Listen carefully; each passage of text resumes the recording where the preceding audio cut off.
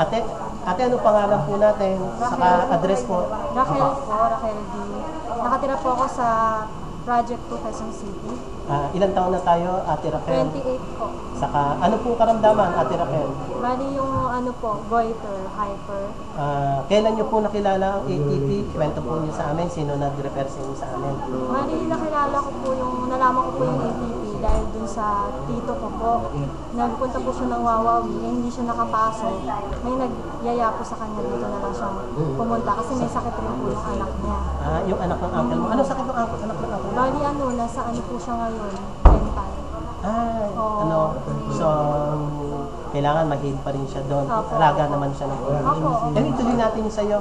I-describe mo sa amin yung pagbabago, saka nung nag-start ka, nung mag-take ka ng mga food supplement. Ikwento mo sa amin. Ayun po, nung sinabi niya po yun, pumunta po kami dito, kasama ko po siya, tsaka yung mother ko.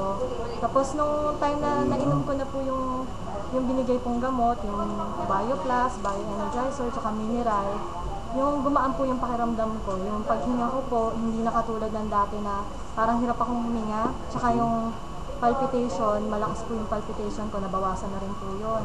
Tapos yung pagtulog ko naman po, gumanda kasi dati nakakatulog ako mga alas 12, alauna.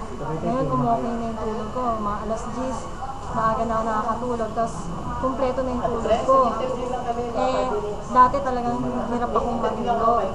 Tapos yung dati, so talagang pumayat ako noon, ngayon bumabalik na ulit yung katawan ko, medyo tumataba na naman ako. Tapos yung parang medyo na rin yung kulay ko parang medyo umitim kasi pag hyper, pati yata yung itsura, yung tsaka yung kulay, nag-iiba. Ngayon? Ngayon, sabi nila, medyo pumuti pa. Rosy chicks ka na ngayon. Beauty na. And then, share mo din sa amin yung pagbabago sa tulog, dami ng ihi, saka yung dami ng bowel movement. Ayun po, yung regular na po yung bowel ko. Kasi compared noon? Dati parang hindi regular. Ibig sabihin, ilang days ang pagitan? After 2 days. Hindi siya everyday, bale. Pero ngayon, yung everyday mo, minsan twice a day, o nagti-3 times pa siya, hindi naman? Twice a day. Minsan nagdadalawa. Then yung tulog, kamusta yung tulog natin ngayon? Talagang malalim yung tulog. Compared mo noon, ano yung sitwasyon noon? Pagising-gising ko, matutulog ako mga alauna, tapos magigising na kaagad ako ng maaga. Ngayon talagang anong time ka natutulog ngayon?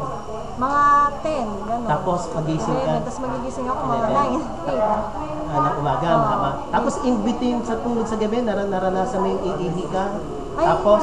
Hindi na, basta diretso. Diretso na. Bago lang ako matulog, hindi na ako. So, yung last check-up mo kay Doc, i-share mo naman sa amin anong comment ni Doc para ma-report natin dito sa interview. Ano po yung huling follow-up kay Doc, ano sabi niya sa ano? Malaki daw yung binago yung itsura ko, tsaka effective naman daw po sa akin.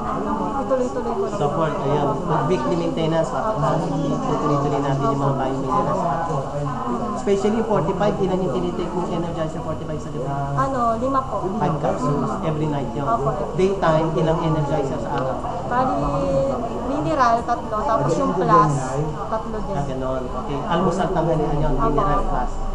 Then, panghuli, share mo naman sa amin yung pasasalamat natin sa Panginoon. Ayun po, nagpapasalamat po ko sa ATP, tsaka sa mga bumubuo neto ng ATP, tsaka yung mga volunteer. Kasi po, kundi dahil sa pagtsatsaga nila na tulungan yung maraming tao, ay marami pong nakinabang dito sa gamot na ito, tsaka dito sa mga binibigay nila sa aming mga gamot. Malaki yung natulong po sa amin at sa iba rin po.